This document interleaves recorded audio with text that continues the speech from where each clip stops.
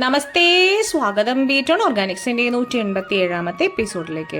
നമ്മുടെ റോഡ് സൈഡിലും ബസ് സ്റ്റാൻഡുകളിലും അല്ലെങ്കിൽ ബസ് സ്റ്റോപ്പുകളിലൊക്കെ നമ്മൾ സാധാരണയായിട്ട് കാണുന്ന ഒരു മരമാണ് ഉങ്ങ്. ധാരാളം തണൽ തരുന്ന കരിമ്പച്ച നിലത്തിലുള്ള ഇലകളുള്ള ഈ വൃക്ഷത്തിന് നല്ല തണലുമാണ്, നല്ല തണുപ്പുമാണ്.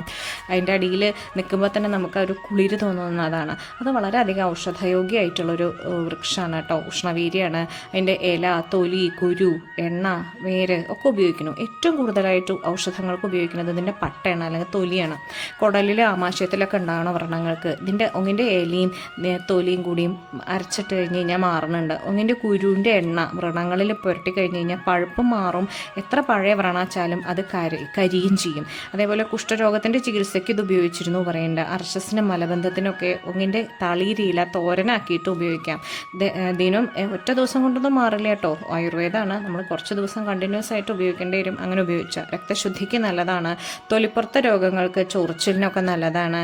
വെളിച്ചെണ്ണയിൽ സൂര്യസ്ഫുടം ചെയ്തെടുത്തിട്ടുള്ള തൈലം, ഉങ്ങിൻ്റെ ഇല അരിഞ്ഞിട്ടിട്ട് അത് വെളിച്ചെണ്ണ സൂര്യസ്ഫുടം 7, 14, 21 അത് വൈദ്യൻ്റെ നിർദ്ദേശപ്രകാരം ചെയ്തെടുത്ത ആ ഒരു എണ്ണ സോറിയാസിസിന് ബെസ്റ്റാണ് പറയുന്നുണ്ട്.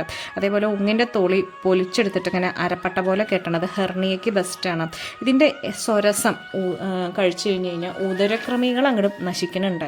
അതേപോലെ താരന് ഒങ്ങിൻ്റെ എണ്ണയും വെളിച്ചെണ്ണയും സമാസം എടുത്തു കഴിഞ്ഞ് കഴിഞ്ഞാൽ താരം പോകുന്നുണ്ട്. എത്ര അഴുകിയ വ്രണ അണച്ചാൽ പോലും ഉങ്ങിൻ്റെ വേര് ഇടിച്ച് പിഴിഞ്ഞെടുത്തിട്ട് അത് വേപ്പിൻ്റെ ഇല, കരിനെച്ചിയുടെ ഇല അത് ചേർത്തിട്ട് അരച്ച് ചേർത്ത് പൂശിക്കഴിഞ്ഞാൽ മാറുന്ന പറയണം കേട്ടോ. അതേപോലെ ഈ ഉങ്ങിൻ്റെ ഇല, ചെത്തിക്കൊടുവേലിയുടെ കിഴങ്ങ്, ഇന്ദുപ്പ് ഇതൊക്കെ മോരിൽ കലക്കിയിട്ട് കുടിക്കുന്നത് കുഷ്ഠരോഗത്തിന് നല്ലതാണ്. പിന്നെ ഏറ്റവും ബെസ്റ്റായിട്ട് നമ്മുടെ ഇപ്പോൾ എല്ലാവരും ബുദ്ധിമുട്ടാണ് ഒബിസിറ്റി. ഒങ്ങിൻ്റെ വേര് കഷായം വെച്ച് കഴിഞ്ഞ് കഴിഞ്ഞാൽ ഒബിസിറ്റി പോകുമെന്ന് പറയുന്നുണ്ട്.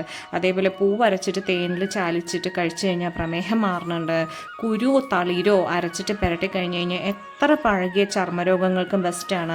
അതേപോലെ പാദവേദന, സന്ധിവേദന, തലയിലെ ചൊറി, സോറിയാസിസ് ഇതിനൊക്കെ ഒങ്ങിൻ്റെ ഇലയും എണ്ണയും ചെറുനാരങ്ങി സമാസമം എടുത്തിട്ട് തലയിൽ തേച്ചാൽ മതി.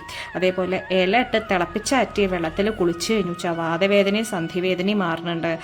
ഇതിൻ്റെ ഇല പശുക്കൾക്ക് തീറ്റയ്ക്ക് ഉപയോഗിക്കുന്നുണ്ട് കേട്ടോ. മുറിവെണ്ണയ്ക്ക് ഇത് മസ്റ്റാണ്.